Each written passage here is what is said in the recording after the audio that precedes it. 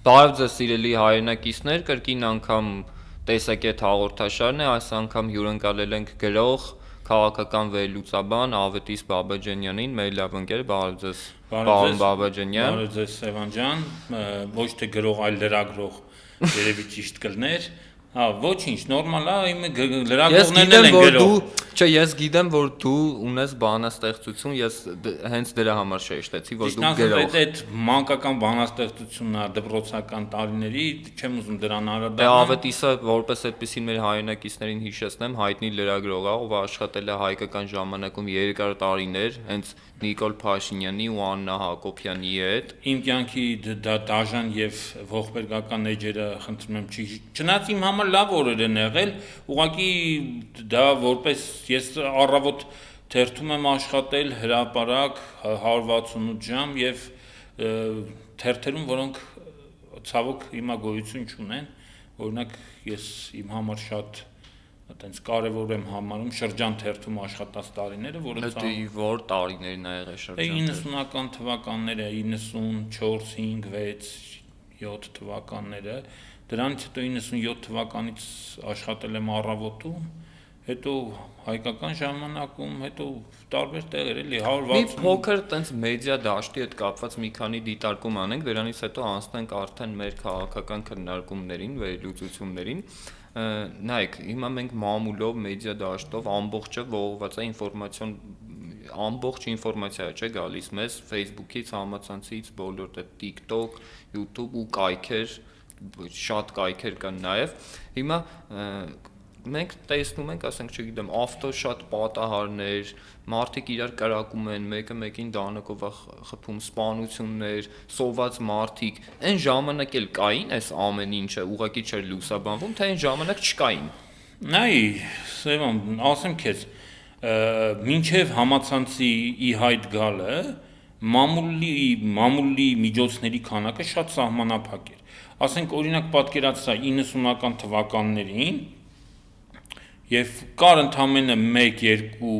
հետո 96-ից 3 հեռուստատեսություն, ասենք հանրային հեռուստատեսությունը, առաջի ալիքը, երկրորդ ալիքը եւ 96 թվականին արհեռուստաընկերությունը ստեղծվեց ու կային, ինչ ասեմ, մի 5-6 4-5 այտենց շատ կարդացվող թերթեր։ Այսինքն չկային կայքեր, YouTube չկար, Facebook չկար եւ այլը, բայց մարդիկ ավելի շատ այն ժամանակ կարդում էին։ Հիմա ավելի շատ նայում են, չէ՞, ավելի բանը, էլեկտրոնային մեդիան։ Հա, հիմա տես, դե պարզ է, ասենք ես օրինակ այն ժամանակ ու հիմա շատ մեծ տարբերություն չեմ տեսնում մամուլի մեջ։ Գիտես ինչ կա, որովհետև մամուլը երբ մեծ ազդեցություն ունի, երբ որ ինքը աշխատում է ժողովրդավարական հասարակությունում, երբ որ ինքը ձևավորում է հասարակական կարծիք, իսկ այդ հասարակական կարծիքը ազդում է պետության կառավարման վրա։ Հիմա ես իմ դիտարկումը քեզ ասեմ, որ տարիների ընթացքում այդ հասարակական թվում է թե մամուլի միջոցների քանակը մեծացել է, չէ՞, այտենց հասարակական կարծիքը։ Դե հիմա բլոգերներն են, բլոգերներ կան, հա, տարբեր մարդիկ իրանց բլոգը ունեն, չգիտեմ, տարբեր լրագրողներ իրանց հաղորդումներն են անում, բայց ես քեզ մի բան ասեմ, այսքան մեծացել է մամուլի միջոցների քանակը, բայց մամուլի ազդեցությունը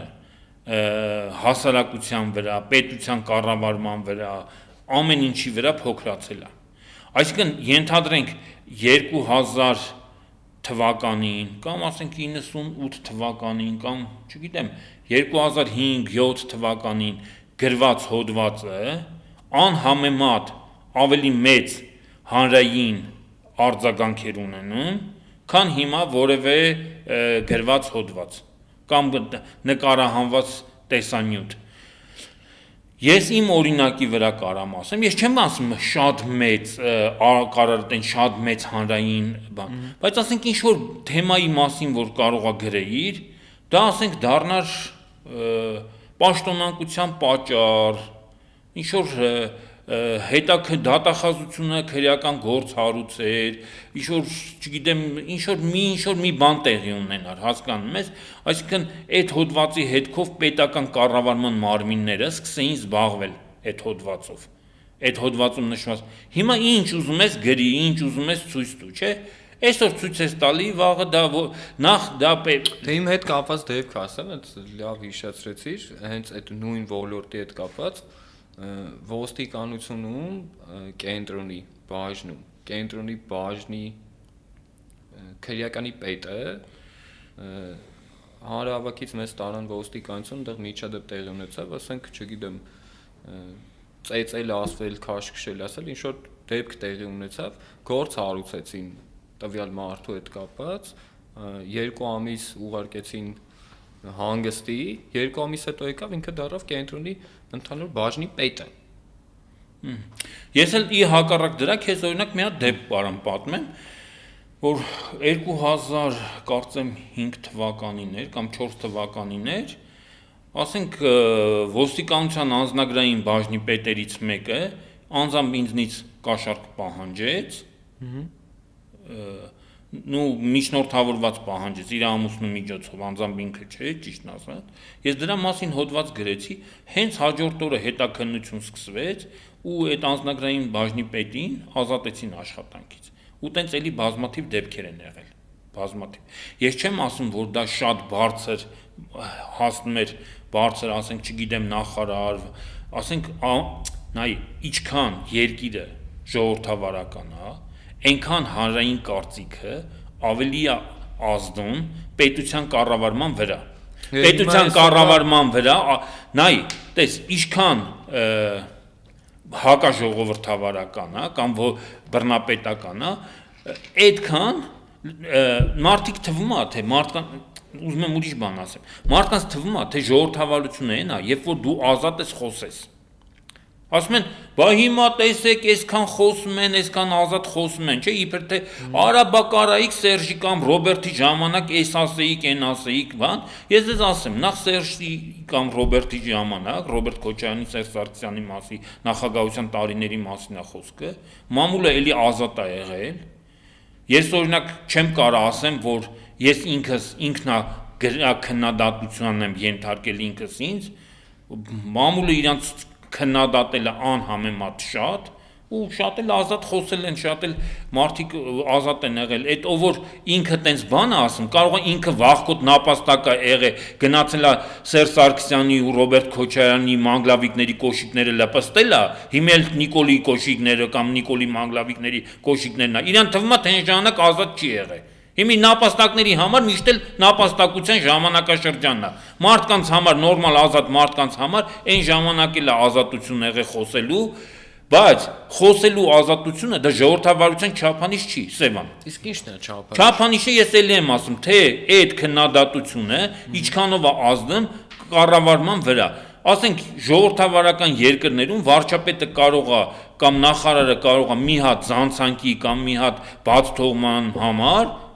հրաժարական տա։ Հիմա դու նայ տես, ասենք բանում Անգլիայում մեծ նու պաշտոնական անունը բանա, չէ՞, Մեծ Բրիտանիայի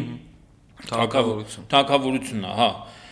Մեծ Բրիտանիայի եւ ես իմ հյուսիսային Իռլանդիայի բան տես երկար անունն է, բայց դա հիմա ասենք Մեծ Բրիտանիա։ Լավ։ Մեծ Բրիտանիայում ասենք արագ-արագ վարչապետեր են փոխվում։ Ինչի համար։ Ու մնացած երկրներում նույնպես, ասենք այդ քիչ թե շատ ժողովրդավարական երկրն, որովհետև հասարակությունը ինչ է ասում, մարդու աշխատանքից դժգոհ է, չէ՞։ Ասենք վարչապետի աշխատանքից դժգոհ է, արդյունք չկա։ Վարչապետ են նշանակում, որևէ տնտեսական առաջընթաց չկա, չգիտեմ, այս չկա, այն չկա, մարդկանց սոցիալական վիճակը չի բարելավում, չէ՞, հազարատ հարցը, տնտեսության վիճակը չի բարելավում, աշխատատեղեր չեն ստեղծվում, այս այնա, լսի, վարչապետը ստիպված հրաժարական է տալի։ Ու ընդ որում, նայ, տես Նիկոլի կուսակցությունը քանի հատ падգամավոր ունի, հիմա 64 падգամավոր ունի, չէ, 64-ը ստրուկ։ Դու պատկերացնում ես իրականում ընդդիմությունը, իշխանության իրական ընդդիմությունը, դա իր падգամավորներն են։ Ոչ թե այն, որ դրսից են, նրանք պարզա որ պետք է քննադատեն, բայց երբ որ հասարակությունը ազատ է, տես, հասարակությունը ազատ է, չէ, այդ մարդիկ Ոչ թե գնում են վարչապետի կոշիկները սրբում են, որ ինքը իրանց բան տա, կերտակ, շաքար դնի բերանը։ Դե ցիրկում գիտես, այն արջը որ սենց մի քիչ վազվզում է, բան այդ ցիրկաչը բերանը շաքարա չէ դնում։ Այդ նույնը Հայաստանում է։ Ասենք Նիկոլին պետք է ծառայեն, որ բերանը շաքար դնի։ Բայց ժողովրդավարական հասարակությունում հենց իր ֆրակցիան է իր իրական ընդդիմությունը, որովհետև ասում է, պարոն վարչապետ, եթե դու վատ ես աշխատում, դա ազդում է մեր բոլորի վարկանիշի վրա։ Վաղը մենք, մեր կուսակցությունը, մեր իշխանությունը կվարկաբեկվի, մենք էլ հասարակությանը չենք կարող գնանք ասենք մեզ զեն տվեք։ Պատկերացնում ես, չէ՞, ինչն է տարբերությունը։ Բայց դե տես խնդիր չկա, ախպեր ասում է հասարակությունը ձեն չի տա, ես կկեղծեմ, ընկեր ինչ պրոբլեմ կա։ Այս անգամ էլ չտվեց հասարակությունը ձեն, բայց ես կեղծեցի, չէ՞։ Այս գործընթացին լավ իմանալով, որ դուք ճանաչում եք Նիկոլ Փաշինյանին ու իր կերպարը որպես այդպիսին, ինչ կարելի է անել, ինչ պետք է անի այն հասարակությունը, այն մարդիկ, ովքեր չեն ուզում Նիկոլ Փաշինյանը լինի, ասենք, այս մարդը լինի երկրի ղեկավար, որը ամեն ինչ արեց։ Գրոզնի դեմքով նստած է, մտածում ես մարդակերա, չէ՞, հեսա կբռնի Ադրբեջանն, Թուրքիա, բանա խառը, սենց սաղին, սենց կմորտի կգցի միան։ Մի հատ ավելին նենց իրան հարազատ նկար դրեք էլի, որ սենց կզած են ռեժիսորին փոխանցենք, թող ավելի մի քիչ կզած նկար։ Հա, դե չես տես նայում ես, մտածում ես ախպեր ես, Վագրը, Արուցա, իջա Համայն աշխարհի տիրակալն է, ով է, Ալեքսանդր Մակեդոնացին է, թե Հուլիոս Կեսարն արա։ Մի մարդ, որ Սևան, դու գիտես, չէ՞, Նիկոլ Փաշինյանի ամենամեծ ռեկորդը այն է, որ ինքը ասել է, որ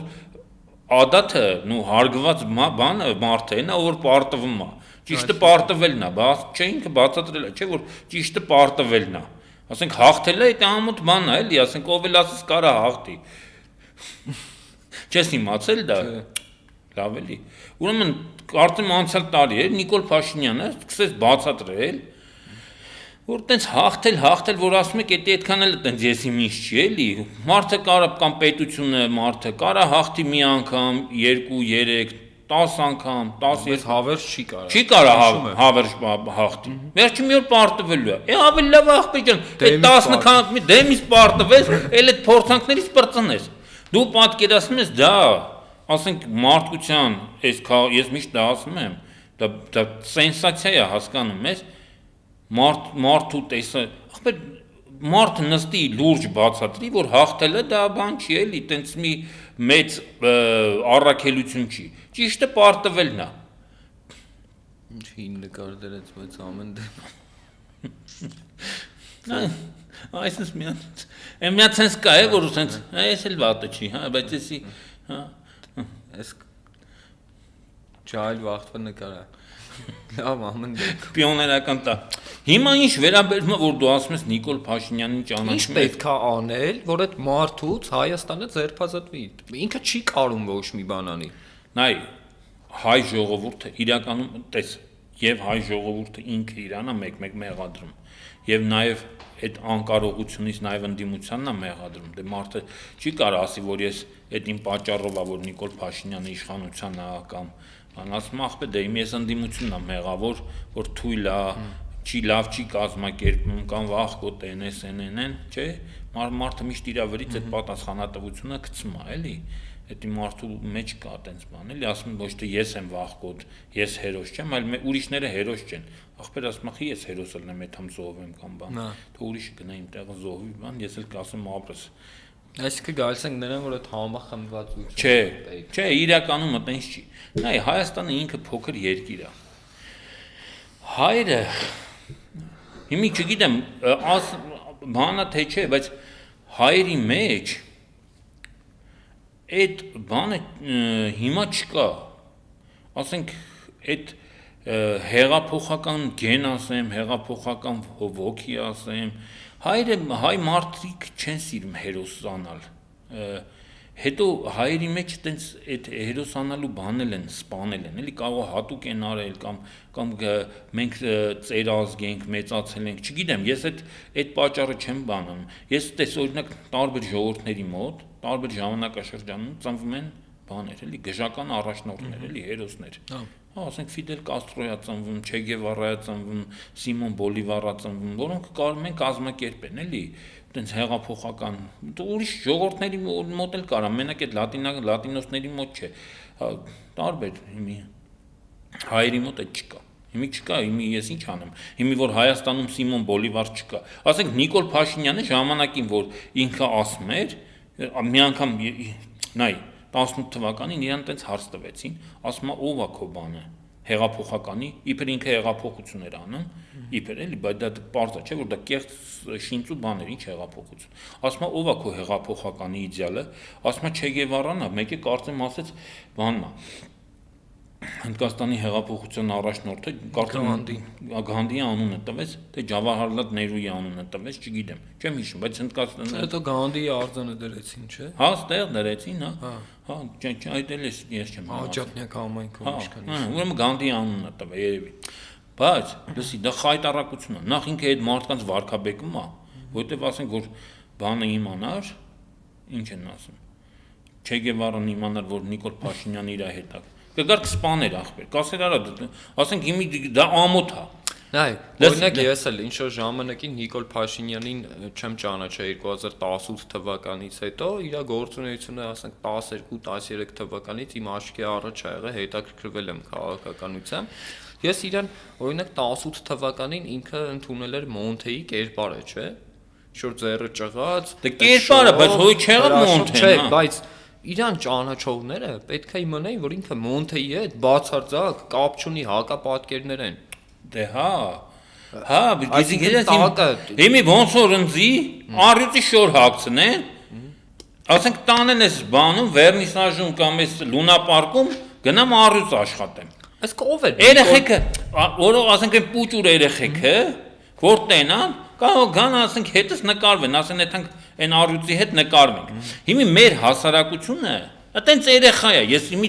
բանով չեմ ասում, հասկանում ես, որովհետև երեխեն չի ճանաչում, չէ՞, մեծ առյուծ չի տեսել։ Իր համար առյուծ է էլի, հիմի sense նայում է մեծ sense ինչ-որ թաթերով, բաներով, ինքն էլ այտենց ձեռը ջարդած իբր այտենց պայքարի մեջ ա եղել, թե ինչից է ձեռը ջարդվել, ոչ մեկ չգիտի, ոնց որ օրինակ մի հոգի էլ կար, չէ՞, Սասուն Միքայելյան անունը, որ այտենց ֆրոնտ չէր հասել բանուն 44 օրը ասում եմ վիրավորվել եմ, ինչ որ չգիտեմ ավտովթարից եմ վիրավորվել, ինչից եմ վիրավորվել։ Սրանք այտենց են ախպեր, կեղծ ամեն անգամ սրանց իշխանության էությունը դա կեղծությունն է։ Ամեն ինչը կեղծ է, ամեն ինչը, հեղափոխությունը կեղծ է, մորուքը կեղծ է, գլխակը դուխով գլխակը կեղծ է, ձեռի ջարդածը կեղծ է։ Նայ ինքը Չէ Գևարայի հետ նմանությունը կեղծ է։ Սա այս իշխանությունը իր էությամբ կեղծ է։ Հիմի նայի, բայց մարդիկ հարց են տալի, արա ասում են, լավ, բա որեցի նապաստակ է։ Մենք ոնց չենք կարող այս նապաստակին գործից հանենք, արա։ Միուժելի հնարավոր չի։ Ֆոկուսնիկ է։ Ֆոկուսնիկ էլ չի։ Սևան ջան, չէ, բարձ պատճառ կա։ Ընկեր, հիմա ցանկացած նապաստակի նշանակի Հայաստանի վարչապետ գնա նապաստակի ֆերմա, առանց չափազանցության եմ ասում։ Գնա Զեյթունում բանկա, անասունի շուկա կա։ Գնա մի հատ նապաստակ վերցրա, առ։ Մի 5000 դրամով։ Բեր դիր վարչապետի աթոռին ու այդ դատախազությանը ԱԱՑ-ին եւ այլն ոստիկանությանը այդ ու ասա ախպեր ջան, այս նապաստակին պահում եք բանի աթոռին, վարչապետի աթոռին։ Ընկեր, կարան պահեն, թե չեն կարա պահեն, քո կարծիքով։ Ես ուզում կարան պահեն, որովհետև եթե նայ այդ նապաստակին ինչ որ մեկը գա ուզենա սպանի, ասենք ինչ որ սկսենք քրեական գործ հարուցել, ասենք չհասկացանք ախպեր։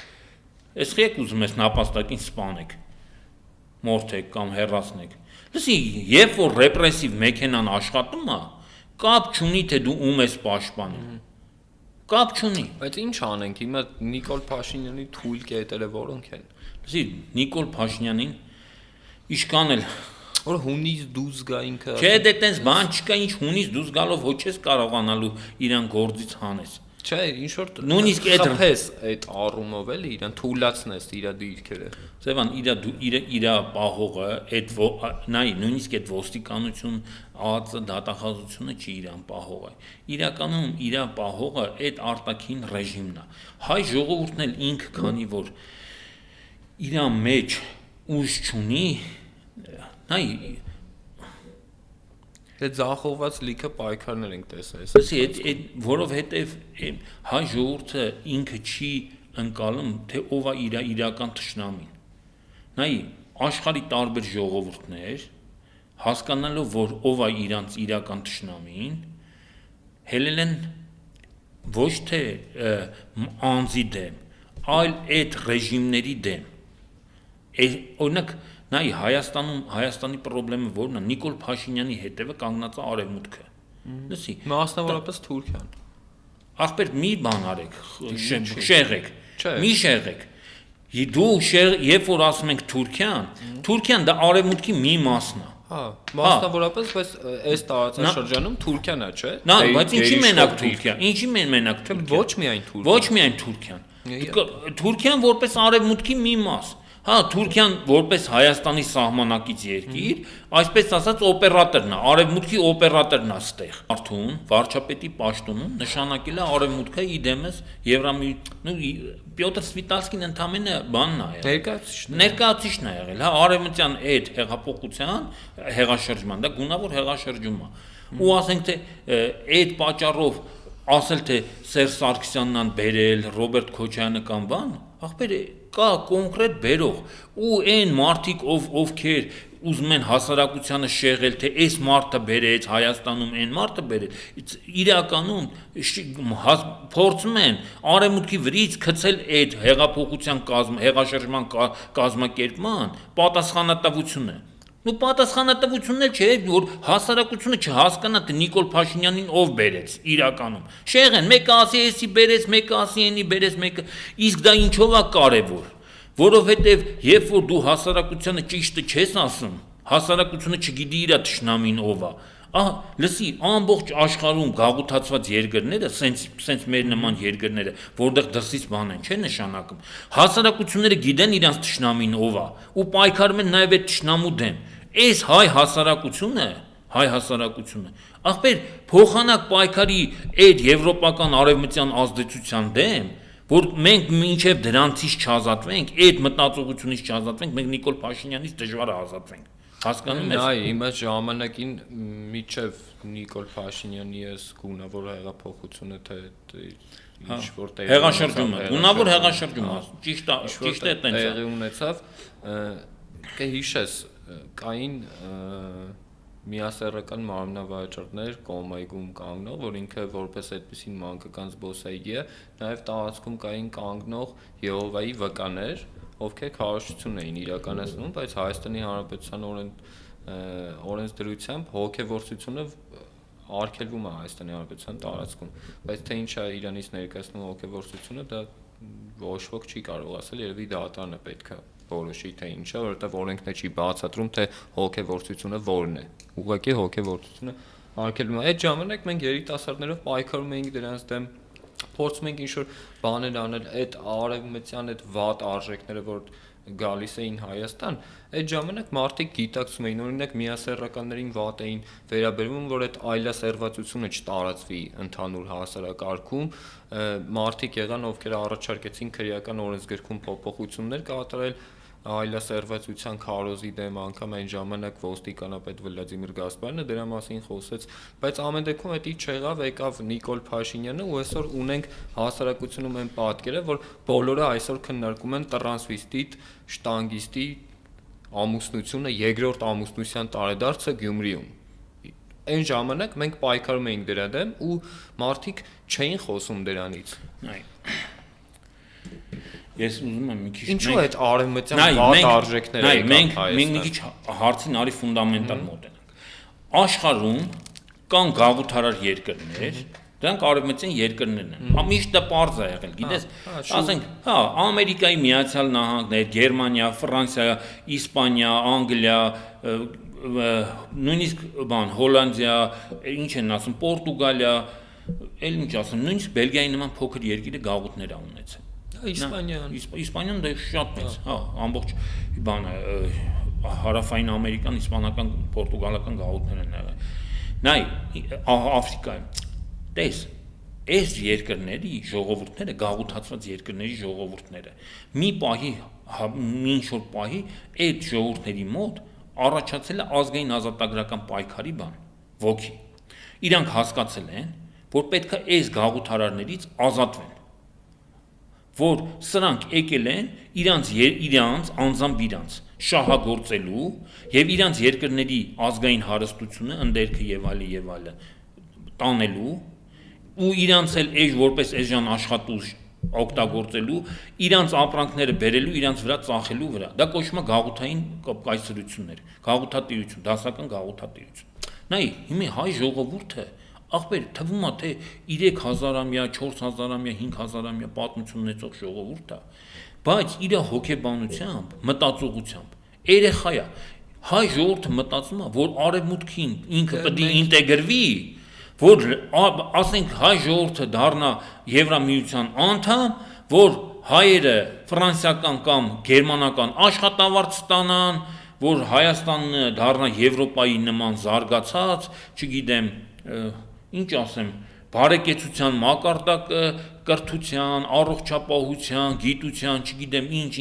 այս ամեն ինչը հենց Հայաստանը դառավ Եվրամիության անդամ, մի անգամից մենք դառնում ենք համարյա Ֆրանսիա կամ չգիտեմ Լյուքսեմբուրգ ախպեր ավելի բետար ասեմ էլ ինչ ասեմ էլ չեն հասկանում մարդիկ այնքան բան են լսի այնքան միամիտ ասեմ ինչ չգիտեմ թեր զարգացած ասեմ նու բոլորի մասին չի խոսքը իհարկե հասարակության մեջ մի գոնե 20-30%-ը ամեն այդ ամեն ինչը լավ հասկանում է ինչի՞ց է հասկանում ես բայց մի 20 մի 60-70%-ը հələ այն մտայնությունը ունի լսի որ իբր թե մենք այդ Ֆրանսիայի, Գերմանիայի բանի ուզած այնա որ մեզ ինտեգրեն եւ տանեն լուսավոր ապագա բայց Եվրոպան այսօր լուսավոր ապագա չունի այսօր սա բոլորս լսի նույնիսկ եթե համարենք որ Եվրոպան լուսավոր ապագա ունի ճիշտ ես ասում եմ որ Եվրոպան լուսավոր ապագա չունի դա արդեն տեսանելի է որովհետեւ տեխնոլոգիապես տնտեսապես էլ չի դիմանում մրցակցությանը դուրս է եկել մրցակցությունից բայց դա նույնիսկ դա մոռանանք համարենք որ իրոք Եվրոպան նույնիսկ լուսավոր ապագա ունի լսի միևնույնն է իրանք չեն թողելու այդ լուսավոր ապագան կառուցվում է մեր նմանների հաշվին ոչ թե մեզ ինտեգրելու մեզ նույնպես տանելու լուսավոր ապագա ու Նիկոլ Փաշինյանը նշանակված է որպես այդ գաղութային վարչակազմի ներկայացուցիչ հասկանում ես մենք պետք է ազատվենք գաղութատիրությունից որ գաղութատիրության այս վարչակազմի ներկայացուցիչից ազատվենք հասկանում ես արա ասում են չէ ախպեր պրոստը Նիկոլը վատ մարդ է լսի հիմի որ գաղութարարները ասենք ֆրանսիացի գերմանացի ու եվրոպացի գաղութարարները սրան հանեն ասենք սրա տեղը ուրիշ մեկին բերեն դնեն չէ հիմա ինչ է փոխվելու բերեն այնց մարդու լավ մարդու չէ լավ մարդու չէ ով ասենք Նիկոլ Փաշինյանից գոնե հայրենասեր է ապա բայց հայրենասեր խիպը դի դնեն այդ Սեման ջան ինչ է նշանակում հայրենասերը նշանակում է որ եվրոպացիներին չսիրի կարա սիրի հայրենասեր ոնց սիրի ախր դու քո սխալը հայ ժողովրդի սխալի իմաստը հենց այդ է որ հայրենասեր մարդը պետք է առաջի հարցը դնի եվրոպացի գաղութարարներից ինքնուրույն երկիրը ինքնուրույն դարձնի անհնար է դու չես կարող քո երկիրը երբ սիրես նշանակված է չես կարող ինքնուրույն սարքել բայց ամեն դեպքում եթե այդպեսին է մենք չենք կարող ազատվել այդ գաղութատիրումից եթե մեզ չօգնի երրորդ ուժը որի հիմի քո ասածը գիտես ոնց է ասա ոնց է ասեմ քեզ ասենք Բերթի կալանավորները ասեն այս մեր Բերթի կառավարիչը գաղութի պետը լավ մարդ չի այ որ քրեակատարողական այդ հիմնարկների վարչությունից մի հատ լավ մարդ նշանակեն մենք միանգամից ազատության մեջ կհայտնվենք լավ չէ նայ սա կարող է բալանդը մի քիչ բալանդի մեջ յուղի մակարդակը մի քիչ շատ լինի չգիտեմ ճիշտ ես ասում մի քիչ ասենք ջուրը չգիտեմ հացը տալիս են 200 գրամ 220 գրամ դա, բայց դա ազատություն չի, դա ընդամենը գաղութային պայմանների մի քիչ բարելավում է։ Շատ լավ ես ասում։ Օրինակ հիմա այդ գաղութային պայմաններից դուրս գալու համար ոնց հասկանում եմ, մեր պետությունը ժողովուրդը թվականակ այնքան փոքր է ու ռեսուրսները այնքան փոքր է Հայաստանի, որ հնարավոր չի այս տարածաշրջանում ապրելով, ունենալով sense խնդիրներ, դուրս գալ այդ վիճակից, քեզ պետքա օգնի երրորդ երկիրը կամ չորրորդ կամ ինչ որ մեկը, ով քեզ ավելի քիչ քո անկախությանը կկպնի կամ չգիտեմ կգաղութացնի։ Նայ, ես հասկանում եմ, նայ, իրականում ես չեմ համարում, հիմի կարող է մարդիկ ասեն, որ ես ռուսամետ եմ, ես չեմ էլ համարում, որ նույն ռուսները իրանք էլ են մեծ հաշվով գաղութարարներ։ Ուղղակի ռուսական գաղութատիրությունը միշտ ավելի մեղմ է եղել, քան արևմտյան գաղութատիրությունը, այդ մեկ։ Օրինակ, բայց ես չեմ էլ ասում, որ ավելի լավ է ռուսական գաղութը լինեն, քան արևմտյան գաղութ։ Իրականում այտենց չի, ցանկացած գաղութատիրություն ինքը իրանով վատ է։ Ինչ վերաբերում է ոնց, բայց մենք հիմի ստացվում է կարանք ստեղ հարց ուրիշ բան է, մենք ինքնուրույն կարանք ազատվենք բանից, արևմտյան գաղութատիրություն։ Կարանք թե չենք կարա։ Շատ բարդ հարց է։ Ես կարծում եմ, որ այս գիտես ինչ, հնարավոր կլիներ մենակ մի դեպքում, եթե Հայաստանում ըլներ ասենք ինչ-որ մի հատ այտենց հեղափոխական խումբ, հեղափոխականների խումբ։ Տես Նիկոլ Փաշինյան դու հետևել ես, որ միշտ ասում է, համաձայն չեք իմ հետ հեղափոխություն արեք, լսել ես։ Այդ գիտես ինչի համար է ասում, հեչ մտածել ես ինչի համար է։ Ասում ախպեր, ես բռնազավթել եմ իշխանությունը, լավ եմ արել, խաբել եմ ձեզ, բռնազավթել եմ։ Գիտես հեղափոխություն որ երկրներում են անում, որտեղ որ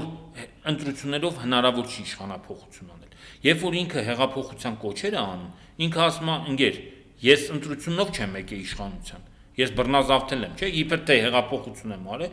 Հիմա դուք մտածում եք ինչ է, ես հեղափոխություն եմ արել, այդքան հարիվ եմ, որ բռնեմ ընտրություններով իշխանությունը ձեզ տամ, չէ՞։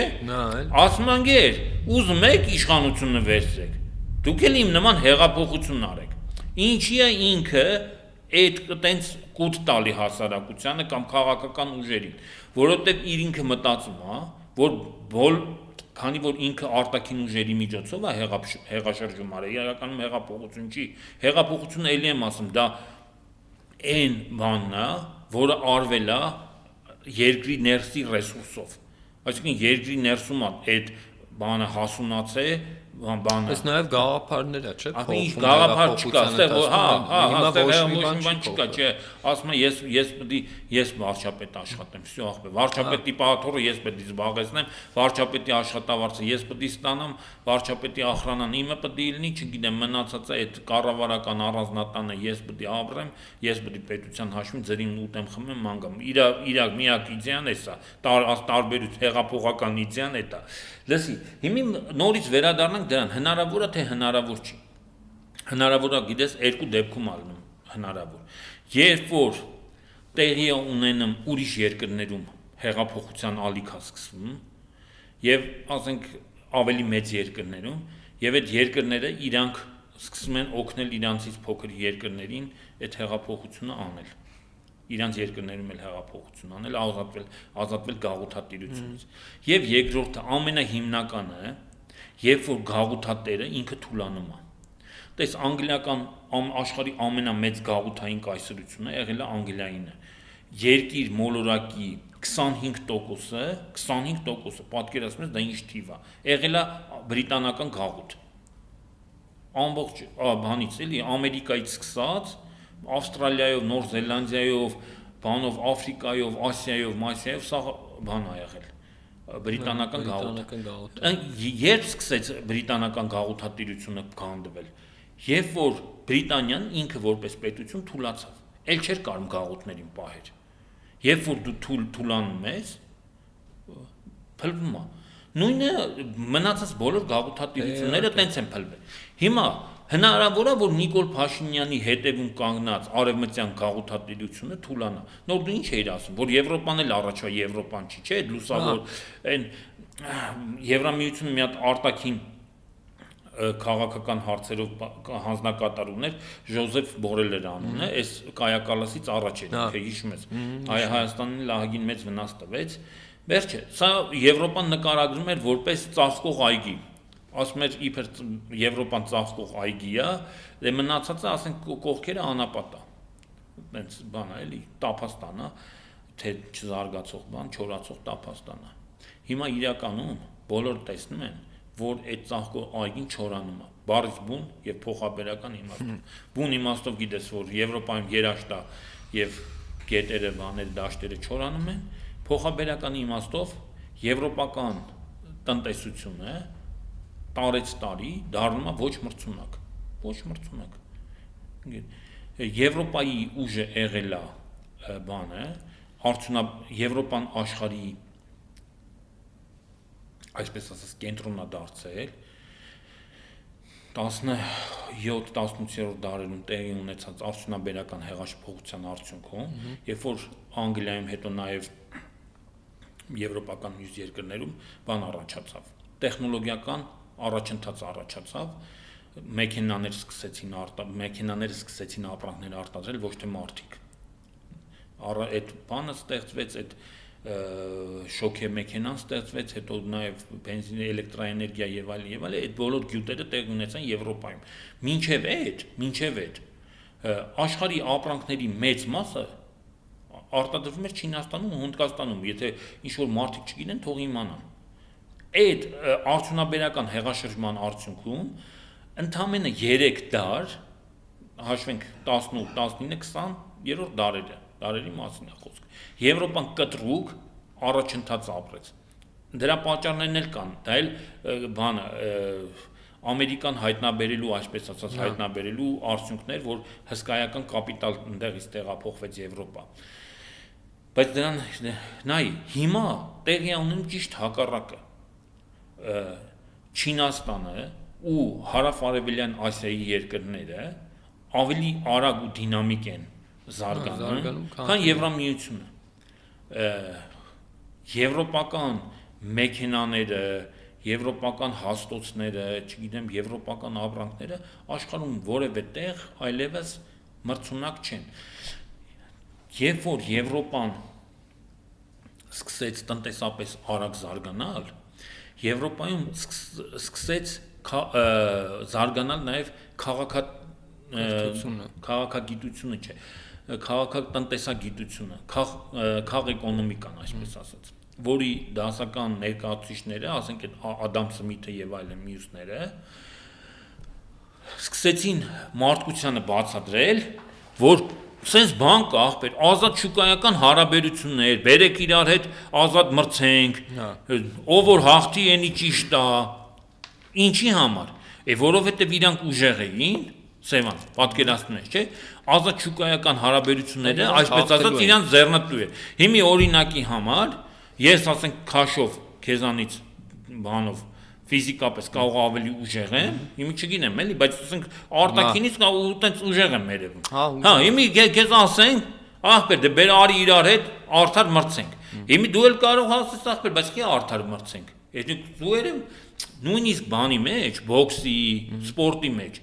մարդիկ իրար հետ մրցում են, ըստ քաշային կարգի, բան, ըստ տարիքային կարգի, չէ՞, ասենք 17 տարեկանները չեն գնում,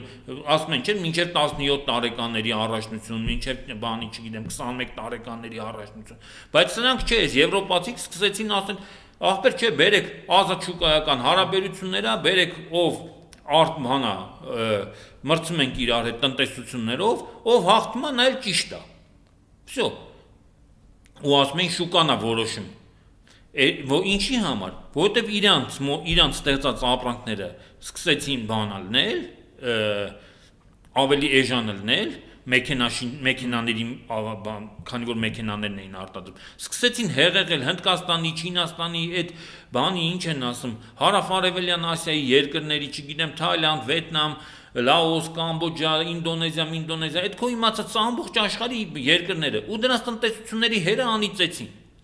Հիմա, քանի որ այդ բանը իրանցից ուժեղներն են ի հայտ եկել, Լսի, այդ շուկայական, ազատ շուկայական տնտեսությունը էլ չգոյություն չունի։ Չկա։ Լսի, եվրոպացիները, օրինակ, չինական ապրանքների համար այդ լսած կլնես Թրամփը, որ ասում ենք մաքսատուրքեր է սահմանում։ Լսի, այդ մաքսատուրք սահմանելը նշանակում է ազատ շուկայական տնտեսության ոչնչացում։ Նույնը տեղի է ունենում Եվրոպայում։ Եվրոպացիները չինական ավտոմոբիլների համար խայտառակ հարկեր են սահմանում։ Ասենք 50%, նույնը չինական մյուս ապրանքների համար։ Դա նշանակում է շուկայական տնտեսության ոչնչացում։ Բայց նույնիսկ այդ մաքսատուրքերը եւ իրանց շուկայի պաշտպանելու այդ բոլոր փորձերը ի վերջո որևէ արդյունքի չեն հանգեցնելու, որովհետեւ անհնար է պատժիչ միջոցներով կամ սահմանափակող միջոցներով դու առաջընթաց ունենաս։ Դա կարող է ժամանակավոր էֆեկտ ունենա, ժամանակավոր։ Ու երբ որ Եվրոպան այնքան թուլանա, իսկ դա տեղի մեր աչքի առաջ հալնելու, առաջիկա 4-5 տարվա ընթացքում 5 տարի առաջ սենց իրավիճակ չէր։ Իհարկե։ 5 տարի առաջ Երևանի փողոցներում էլեկտրոմոբիլ չկար։ Գերմանական ու ամերիկյան մեքենաներ էին։ Մարդիկ Mercedes, BMW, մեկ էլ ասենք Ford ու Chevrolet էին առնում, ոչ թե Byte, չգիտեմ, Lysian կամ բան։ Հա, մարդկանց թվում է թե դա շատ դանդաղ է ալնում, բայց իրականում կատաստրոֆիկ շատ արագ է տեղի ունենում։ Ուղղակի մենք շատ ժամանակ չենք փորձում հետ նայել 5 տարի կամ 4 տարի առաջին։ Ես ասում եմ 5 տարի հետո Եվրամիությունը քայքայվելու է, որովհետև այդ գերմանական տնտեսությունը, որի շուրջ կառուցված էր այդ Եվրամիությունը, բաներ չէ, իրականում Եվրամիության հիմքը դրվել է այդ ածկի եւ պողպատի միությունա կոչվել։ Պողպատ եւ ածուխ արդյունահանող երկրները սկզբից միավորվել են, որ կարողանան գնային բան սենց քաղաքականությունը ընդհանուր քաղաքականություն իրականացնեն, հետո կամաց դա վերափոխվել է բանի քաղաքական ու տնտեսական միավորի։ Նիկոլ Փաշինյանն էլ է հասկանում, որ ինքը իր հետևում կանգնած ուժերը թուլանում են։ Իր փորձերը, բոլոր փորձերը ռուսների հետ լեզու գտնել, տեսել ես չէ, որ ասեն գնում է փորձում ասում է, չէ, կարա չի ասի ախպետ, դե որ տենց է, որ Ռուսաստանը մեր նկատմամբ պատժամիջոցներ է կիրառում, դե մենք էլ դուրս են գալի Եվրամիությունից։ Չէ, ԵԱՏՄ-ից դուրս են գալի, ախպետ, բա դուք մեր հանդեպ վատ եք վարվում, այտենց անարդար եք վարվում։ Բայց ԵԱՏՄ-ից դուրս գալու դեպքում այլընտրանք չկա է հիմա։ Լսի, դե այլընտրանք չկա, բայց մնա ինքը փոխանակ մնա, չէ, փոխանակ ասի Սևան, բոլոր այն վնասը, որ Նիկոլ Փաշինյանը տալիս է, ես ամեն օր դրա մասին եմ մտածում։ Ամեն օր ինքը այն վնասը, որ տալիս է Հայաստանին, դա վերականգնելի վնաս է։ Որևէ նորմալ երկրի ղեկավար նման վնաս իր երկրին, իր հասարակությանը չէր տա։ Նույնիսկ թշնամի երկիրը, եթե բերեին թշնամի դնեին, հավատա, դրսից մի հատ չինացի բերեին դնեին Նիկոլ Փաշինյանի փոխարեն, հաստատ այդ վնասը չէր տա։ Դե չինացին թշնամի չի։ Դե ուզում եմ ասեմ, որ օտարը լներ, այդ իմաստով եմ ասում չինացի։ Դե ամեն դեպքում հիմա եթե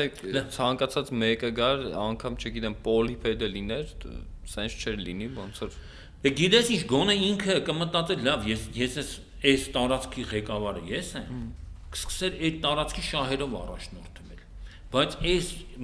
հիմի մարդ էլ չեմ ուզում ասեմ, էլի ախպետ չգիտենք հիմի ես սրանց ինչ այս Արարածը ասենք, Արարածը տենց։ Չգիտե ինքը քանի որ երկրի շահերով չի առաջնորդվում, ինքը առաջնորդում է հրահանգներով, բայց միևնույն ժամանակ ինքը զուտ ինքնապաշտպանության բնազդով հասկանում է, որ այն ուժերը, որոնք կանգնած են իր հետևում կամ որոնք իրան բրդում են կամ հրահանգներ են տալի, այդ ուժերը պարտություն են կրում ու ինքը փորձում է այն որ ասում է միտեղ ման գա, որ ասենք կործանման ժամանակ գնա այդտեղ գոնե բան էլի նավը որ խորտակվի, գնա ինչ որ մի հատ պեդիկատոր լինի, դրանից բռնվի։ Թե ամեն դեպքում գոնե Դες մոտակա տարիները մենք առանց Նիկոլի ու առանց ԿՊ-ի այդ Հայաստանը տենանք, շատ շնորհակալ եմ պարոն Բաբաջանյան, որ հյուրընկալեցիք մեզ։ Ես ուզում եմ մեր հասարակությանը մի բան ասել։ Շատերը ուզում են պարզա, ես էլ ձեր հետ օր առաջ, վարկյան առաջ կամ միլի վարկյան առաջ Նիկոլ Փաշինյանից ազատվենք։ Բայց պետք է բոլորս հասկանանք, որ գաղութային երկրները, գաղութային լծի տակ գտնվող երկրները այդքան հեշտ ու այդքան շուտ չեն ազատագրվում բանից, գաղութատերերի։ Դա եթե մենք քանի որ մենք ինքներս չենք պայքարում դրա դեմ, գոնե պետքա թողենք, որ ժամանակը քայքայի։ Թե պայքարի լիքը փորձեր եղել է, մեր վրա կրակել են անգամ Ես նկատի պարզա, որ մենք պայքար տանում ենք։ Չէ, ես նկատի ունեմ մեր պայքարի արդյունքում մենք չենք կարում էլի հաջող։ Հիմա մեր հասարակությանը մենք այս եթերով ովքեր մեզ դիտում են, ինչ որ ավելի ինֆորմացիա ստացան, չէ՞, դա պայքարի օրինակ է։ Ես ձեզ մի հատ օրինակ եմ բերում։ Չինաստանի նման հզոր քաղաքակրթություն, հազարամյա քաղաքակրթություն ունեցող ու չընդհատվող պետականություն ունեցող երկիրը անգլիական գաղութատերերի կողմից գրավվել է 1800-ական հերոինային պատերազմ կար, չէ՞։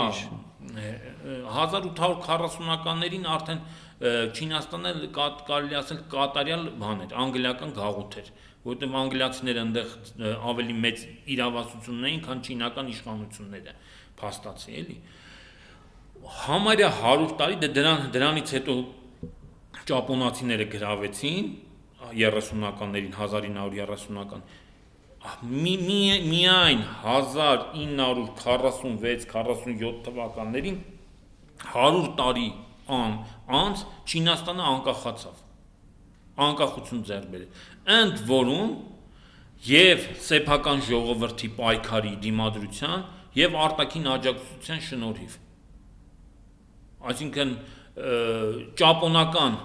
գաղութատիրությունը փլվեց, Ճապոնիան պարտվեց պատերազմ Սովետական Միությանը եւ Միացյալ Նահանգներին, ու չինաստիներն էլ ակտիվ պայքարում էին ճապոնացին գաղութարարների դեմ, կռվում էին, զենքը ձեռներին կռվում էին։ Ուզում եմ ասեմ, Ժորժ ջան, այդ այտենց չի էլի։ Օրինակներն ունենք, Չէ, այտենց չի էլի, որ գաղութատերերը այտենց հանգիստ հիմի ամերիկացի բանը, եվրոպական այդ արևմտյան գաղութարարները այտենց հանգիստ թողելու են, որ Հայաստանը ազատագրվի այդ գաղութային լծից։ Պետք է նախ իրանք թուլանան, մենք ակտիվ պայքարենք, արտաքինից էլ հնարավոր է, որ աջակցություն լինի ու կազատագրվենք։ Թե ինչ սպասենք դրան, երևի մի օր։ Ոչ թե սպասենք, այլ ակտիվ մասնակցենք դրան։ Ակտիվ մասնակցենք, պայքարենք մեր Ինչև մենք անում ենք։ Իհարկե։ Հարգելի հայրենակիցներ, եթերում տեսակ է հաղորդումներ, կհանդիպենք շուտով։